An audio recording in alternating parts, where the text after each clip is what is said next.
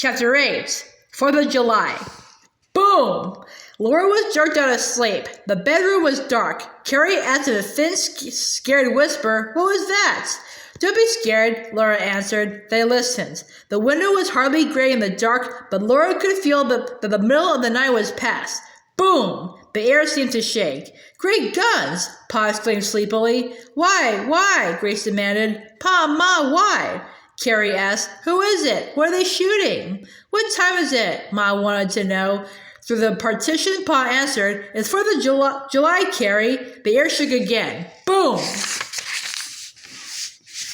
It was not great guns. It was gunpowder exploded on the blacksmith's anvil in town. The noise was like the noise of battles that Americans fought for independence. 4th of July was the day when the first Americans declared that all men are born free and equal. Boom! "Come, girls, we might as well get up," Ma called. Pa sang, "Oh, say, can you see by the dawn's early light?" "Charles," Ma protested, but she was laughing because it really was too dark to see. "It's nothing to be solemn about." Pa jumped out of bed. "Hooray, we're Americans," he sang. "Hooray, hooray, we'll sing the Jubilee. Hooray, hooray, the flag that sets men free." Even the sun, as it rose shining into the clearest of skies, seemed to know this day was the glorious 4th. At breakfast, Ma said, "This will be a perfect day for a 4th of July picnic." "Maybe the town will be far enough along to have one come next July," said Pa. "We couldn't hardly have a picnic this year anyway," Ma admitted. "It wouldn't seem like a picnic without fried chicken." After such a rousing beginning, the day did seem empty. Such a special day seemed to expect some special happening, but nothing special could happen. "I feel like dressing up," Carrie said while they did the dishes. "So do I, but there's nothing to dress up for," Laura replied. When she carried out the dishwater to throw it far from the house, she saw Pa looking at the oats. They were growing thick and tall, gray-green and smoothly rippling in the wind. The corn was growing lustily too. Its long, yellow-green, fluttering leaves almost hid the broken sod. In the garden, the cucumber vines were reaching out, their crawling tips uncurling beyond patches of spreading big leaves. The rows of peas and beans were rotting up, the carrot rows were feathery green, and the beets were thrusting up long, dark leaves on red stems. The ground cherries were already small bushes. Through the wild grasses, the chickens were scattered, chasing insects to eat. All this was satisfaction enough for an ordinary day, but for 4th of July, there should be something more. Pa felt the same way. He had nothing to do, for on 4th of July, no work could be done except the chores and housework. In a little while, he came into the house and said to Ma, "There's a kind of a celebration in town today. Would you like to go?"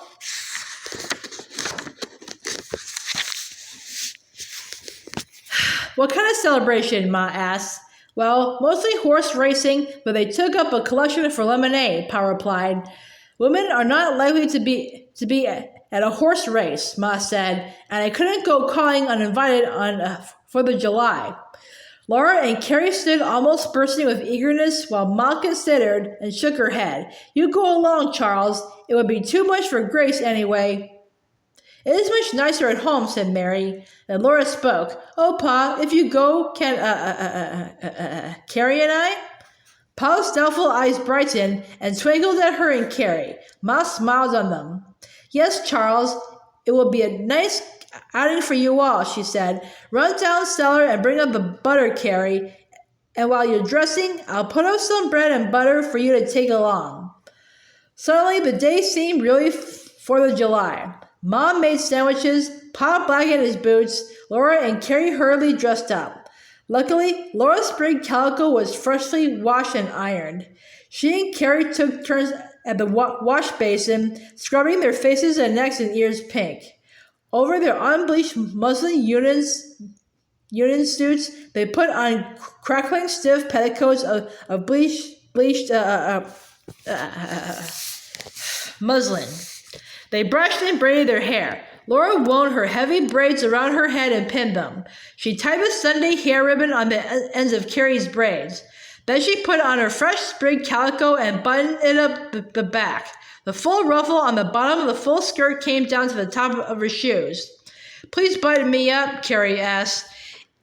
In the middle of her back, there were 2 buttons that she couldn't reach. She had buttoned all the others outside in. You can't wear your buttons turned inside at a 4th of July celebration, said Laura, unbuttoning them all and buttoning them again properly. If they're outside, they keep pulling my hair, Carrie protested. My braids catch on them. I know, mine always did, said Laura, but you just have to stand it till you're big enough to put your hair up. They put on their sunbonnets. Pa was waiting, holding the brown paper packet of sandwiches. Ma looked at him carefully and said, You look very nice. It's a treat to see me, to be stepping out with my 2 good-looking girls, said Pa. You look nice too, Pa, Laura told him.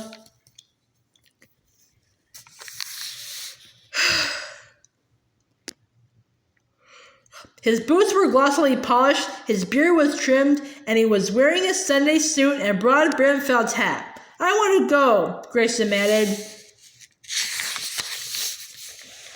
Even when Ma said, No, Grace, she repeated 2 or 3 times, I want to. Because she was a baby, they had almost spoiled her. Now her unruliness must be nipped in the bud. Pa just set her sternly in a chair and tell her, You heard your Ma speak. They settled soberly,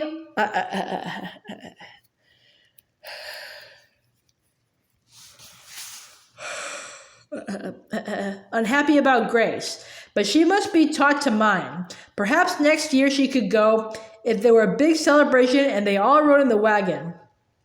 Now they were walking to let the horses stay on their picket ropes and eat grass. Horses grow tired, standing all day at hitching posts in dust and heat. Grace was too little to walk the mile and back, and she was too big to be carried. Even before they reached town, they could hear a sound like corn popping. Carrie asked what it was, and Pa said it was firecrackers. Horses were tied along the whole length of Main Street. Men and boys were so thick on the sidewalk that in places they almost touched each other.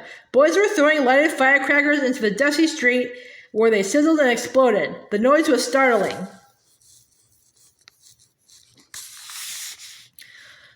I didn't know it would be like this, Carrie murmured. Laura did not like it either. They had never been in such a crowd before. There was nothing to do but keep on walking up and down in it, and to be among so many strangers made them uncomfortable.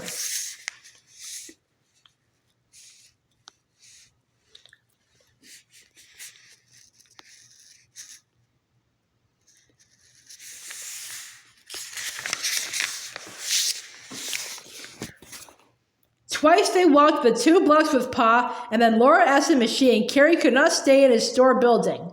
Pa said that was a fine idea. They could watch the crowd while he circulated a little, then they would eat their lunch and see the races. He led them into the empty building and Laura shut the door. It was pleasant to be alone in the echoing bare place. They looked at the empty kitchen behind it, where they had all lived huddled during the long, hard winter. They tiptoed upstairs to the hollow, hot bedrooms under the eaves of the shingle roof and stood looking down from the front window at the crowd and at firecrackers squirming and popping in the dust. I wish we had some firecrackers, Carrie said. They're guns, Laura pretended. We're in Fort Ticonderoga, and those are British and Indians. We're Americans fighting for independence. It was the British in Fort Ticonderoga, and the Green Mountain Boys took it, Carrie objected. Then I guess we're with Daniel Boone in Kentucky, and this is a log stock cave, said Laura. Only the British and Indians captured him, she had to admit. How much do firecrackers cost? Carrie asked. Even if Pa could afford them, it's foolish to spend money just to make a little noise, Laura said.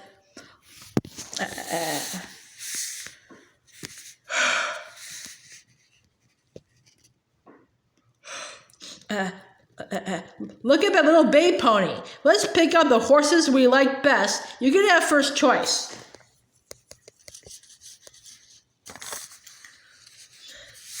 There was so much to see that they could hardly believe it was new when Pa's boots sounded downstairs and he called, Girls, where are you?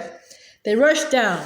He was having a good time. His eyes were twinkling bright. He sang out, "I brought us a treat, smoked herring, to go with our bread and butter. And look what else." He showed them a bunch of firecrackers.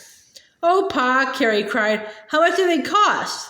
"Didn't cost me a cent," said Pa. "Lawyer Barnes handed them to me, said to give them to you girls." "Why on earth did he do that?" Laura asked. She had never heard of Lawyer Barnes before.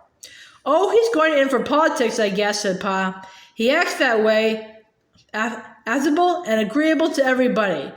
You want me to set these off for you now, or after we eat?" Laura and Carrie were thinking the same thing. They knew it when they looked at each other, and Carrie said it. "Let's save them, Pa, to take home to Grace."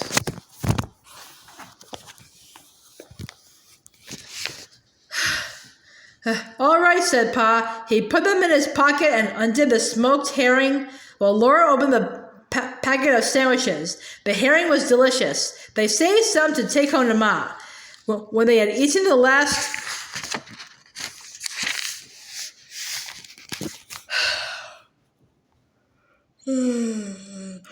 bit of bread and butter, they went out to the well and drank long and deep from the edge of the pail the Pa drew dripping up. Then they washed their hands and their hot faces and dried them on Pa's handkerchief. It was time to go to the races. The whole crowd was moving across the railroad tracks and out on the prairie. On a pole set up there, the American flag fluttered against the sky. The sun was shining warm and a cool breeze was blowing. Beside the flagpole, a man rose up tall above the crowd. He was standing on something. The sound of talking died down, and he could be heard speaking. "Well, boys," he said, "I'm not much good at public speaking, but today's a glorious 4th. This is the day when our forefathers cut loose from the despots of Europe. There wasn't many Americans at that time, but they wouldn't stand for any monarch tyrannizing over them. They had to fight the British regulars and their hired Hessians and the murdering, scalping, red-skinned savages that those fine gold-laced aristocrats turned loose on our settlements and paid for murdering and burning and scalping women and children. A few barefoot Americans had to fight the whole of them and lick them, and they did fight them and they did lick them. Yes, sir. We licked the British in 1776, and we licked them again in 1812, and we backed all the monarchies of Europe out of Mexico and off this continent less than 20 years ago, and by glory. Yes, sir, by old glory right here, waving over my head. Any time the despots of Europe try to step on America's toes, we'll lick them again." "Hooray, hooray!" everybody shouted. Laura and Carrie and Pa yelled too, "Hooray, hooray!"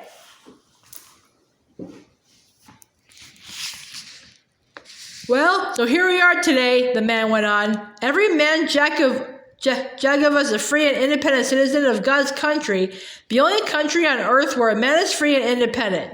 Today's the 4th of July, when this whole thing was started, and it ought to have a bigger, better celebration than this. We can't do much this year. Most of us are out here trying to pull ourselves up by our own bootstraps. By next year, likely some of us will be better off and able to chip in for a real big, rousing celebration of Independence Day. Meantime, here we are. It's 4th of July, and on this day, somebody's got to read the Declaration of Independence. It looks like I'm elected, so hold your hats, boys. I'm going to read it." Laura and Carrie knew the Declaration by heart, of course, but it gave them a solemn, glorious feeling to hear the words. They took hold of hands and stood listening to the solemnly listening crowd. The stars and stripes were fluttering bright against the thin, clear blue overhead.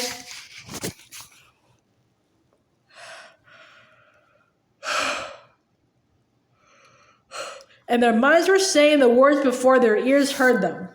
When in the course of human events it becomes necessary for one people to dissolve political bonds which have connected them with another, and to assume among the powers of the earth the separate and equal station to which the laws of nature and of nature's God entitle them, a decent respect to the opinions of mankind requires that they should declare the causes which impel them to the separation. We hold these truths to be self-evident, that all men are created equal, that they are endowed by their Creator with certain inalienable rights, that among these are life, liberty, and the pursuit of happiness. Then came the long and terrible list of the crimes of the king. He has endeavored to prevent the population of these states. He has obstructed the administration of justice. He has made judges depend on his will alone. He has erected a multitude of new offices and sends hither swarms of officers to harass our people and to eat out their substance. He has plundered our seas, ravaged our coasts, burnt our towns, and destroyed the lives of our people. He is at this time transporting large armies of foreign mercenaries to complete the works of death, destruction, and tyranny already begun with circumstances of cruelty and perfidy, perfectly scarcely paralleled in the most barbarous ages, and totally unworthy the head of a civilized nation. We, therefore, the representatives of the United States of America and General Congress assembled, appealing to the Supreme Judge of the world for the rectitude of our intentions, do, in the name and by the authority of the good people of these colonies, solemnly publish and declare that these united colonies are, and of right ought to be, free and independent states, that they are absolved from all allegiance to the British Crown, and that all political connection between them and the state of Great Britain is and ought to be totally dissolved, and that as free and independent states they have full right to levy war. And for the support of this declaration, with a firm reliance on the protection of divine providence, we mutually pledge to each other our lives, our fortunes, and our sacred honor. No one cheered. It was more like a moment to say, Amen, but no one quite knew what to do.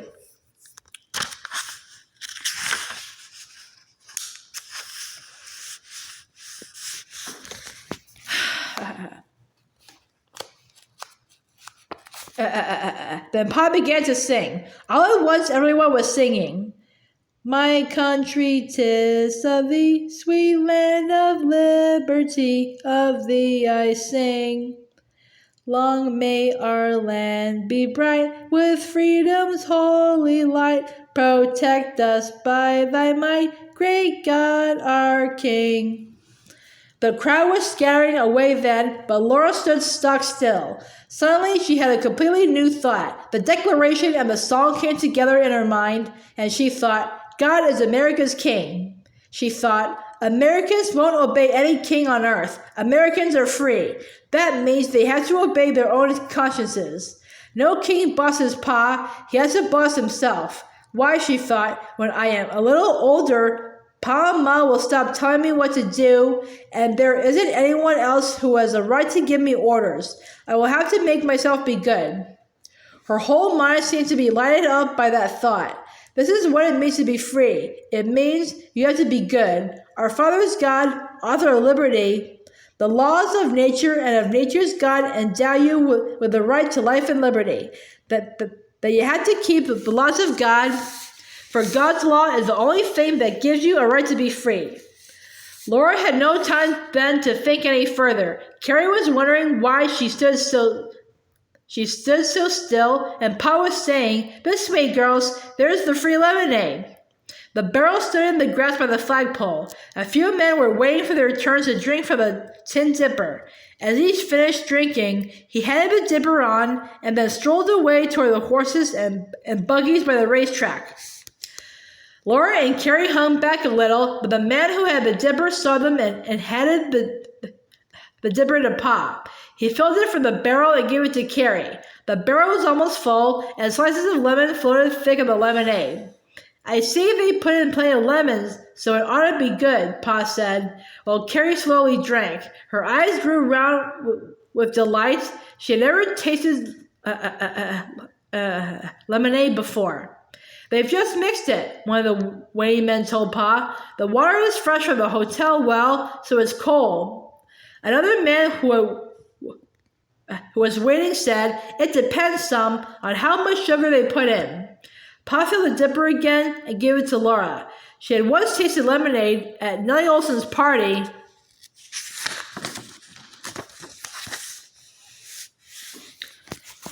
When she was a little girl in Minnesota, this lemonade was even more delicious. She drank the last drop from the dipper and thanked Pa. It would not be polite to ask for more. When Pa had drunk, they went across the trampled grass to the crowd by the racetrack. A gray ring of sod had been broken, and the sod carried off. The breaking plow with its coulter had left the black earth smooth and level. In the middle of the ring and all around it, the prairie grasses were waving, except where the men and buggies had made trampled tracks. Why, hello, Bose, Pa called, and Mr. Bose came through the crowd. He had just got to town in time for the races. Mrs. Bose, like Ma, had preferred to stay at home. 4 ponies came out on the track. There were 2 bay ponies, one gray and one black. The boys who were riding them lined them up in a straight row. Which you bet on if you were betting? Mr. Bose asked. Oh, the black one, Laura cried. The black pony's coat shone in the sunlight, and its long mane and tail blew silky on the breeze. It tossed its slender head and picked up its feet daintily.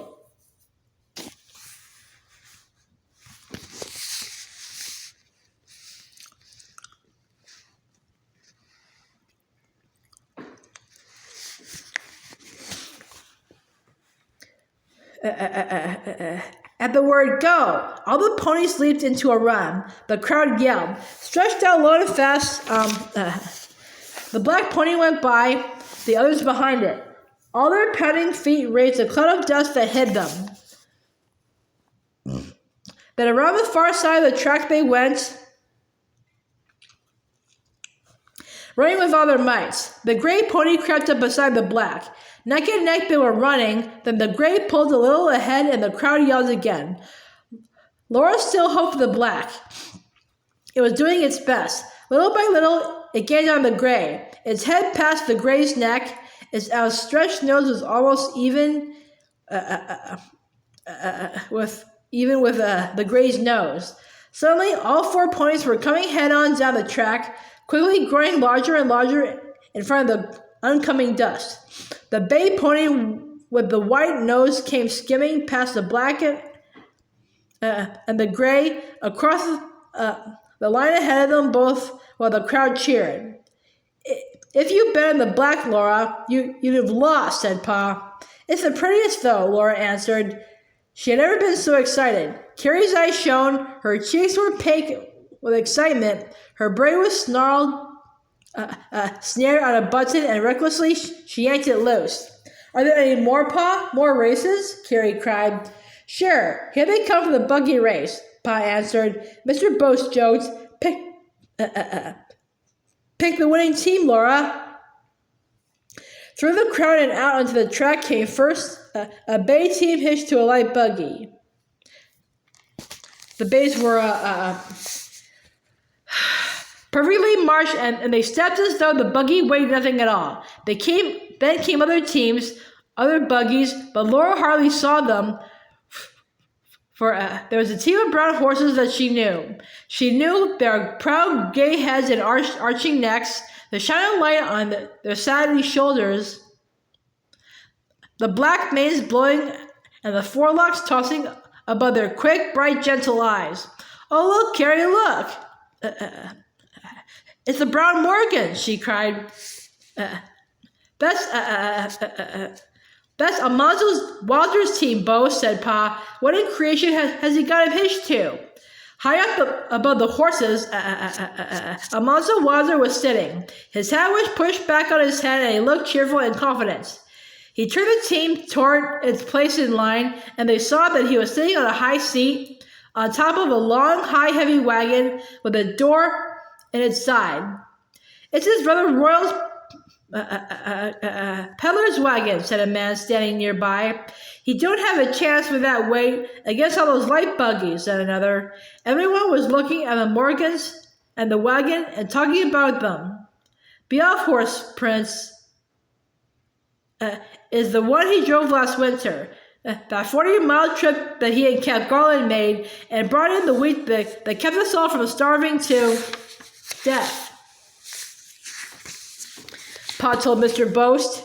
"The other one's lady that ran off with the antelope herd that time. They both got good action and speed." "I see that," Mr. Boast agreed, "but no team can haul that heavy cart and beat Sam Owens Bay on his light buggy. Seems like the young fellow might have rousted out a buggy somewheres in this country." "He's an independent kind of young cuss," someone said. "He'd rather lose with what he's got than win with a borrowed buggy." "Too bad he don't own a buggy," Mr. Boast said. The brown horses were by far the most beautiful on the track, and so proud. They did not seem to mind the heavy wagon at all, but tossed their heads, pricked their ears, and lifted their feet as if the ground were not quite good enough for them to step on. "Oh, what a shame they haven't a fair chance," Laura was thinking. Her hands were clenched. She wished so much that those proud fine horses might only have a fair chance. "Hitched to that heavy wagon, they cannot win," she cried out. "Oh, it isn't fair." The race started. Fast came the bays, leading all the others. The shining legs trotting and the wheels whirring hardly seemed to touch the ground. Every buggy rushing by was a light, one-seated buggy. Not a team drew even the weight of a two-seated buggy, except the beautiful brown horses who came last, pulling the high, heavy peddler's cart. "Best team in the country," Laura heard a man say, "but not a chance." "Nope," said another. "That wagon's too heavy for them to pull. Sure as shooting, they'll break their trot." But they were pulling at it, and they were trotting evenly, without a break. The 8 brown legs kept moving in a perfect trot. The dust cloud rose up and hid them. Then, bursting out of it, on the other side of the track, the teams and buggies were speeding. Two buggies were behind the peddler's cart. 3 buggies were behind it. Only the bays were ahead of it. "Oh, come on, win!" Laura was begging the brown horses. She so wanted them to trot faster that it seemed her wishing was pulling them. They were almost around the track. They were coming now around the turn and on toward the line. The bays were ahead. The Morgans could not do it. They could not win. The weight was too much for them. But still, Laura kept on wishing with all of her. Faster, only a little faster. Oh, come on. Almanzo leaned forward from the high seat and seemed to speak to them.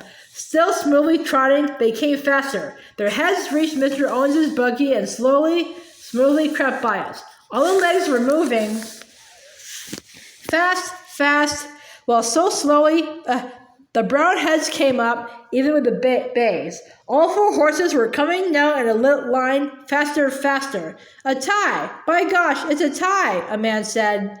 Then Mr. Owens's buggy whip flashed out. It swished down once, twice, as he shouted. The bays leaped ahead. Almanzo had no whip. He was leaning forward, lightly holding the reins firm. Once more he seemed to speak. Fast and smooth as swallows flying, the brown Morgans passed the bays in crossing the line. They'd won! The whole crowd shouted. It started to surround the brown horses and Almanzo high in the cart. Laura found that she had been holding her breath. Her knees were wobbly. She wanted to yell and to laugh and to cry and to sit down and rest. "Oh, they won! They won! Carrie kept saying, clapping her hands. Laura did not say anything. Here that $5, said Mr. Bose. What $5? Carrie asked. Some men in town put up $5 for the best trotting team, Pa explained. Almanzo Wilder's won it.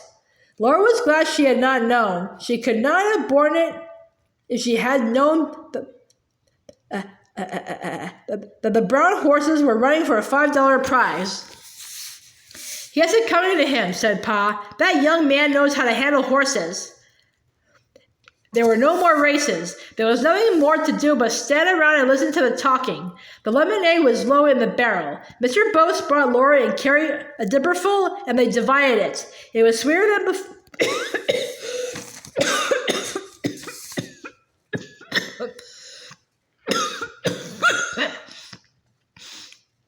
It was sweeter than before, but not so cold. The teams and buggies were going away. Then Pa came from the dwindling crowd and said it was time to go home. Mr. Bose walked with them along Main Street. Pa said to him that the Wilders had a sister who was a school teacher back east in Minnesota. She's taking a claim half a mile west out of town here, said Pa, and she wants Almanzo to find out if she can get this school to teach next winter. I told him to tell her to send in her application to the school board. Other things being equal, I don't know why she can't as well have it. Laura and Carrie looked at each other. Pa was on the school board, and no doubt the others would feel as he did. Laura thought, maybe, if I am a very good scholar and if she likes me, maybe she might take me driving behind those beautiful horses.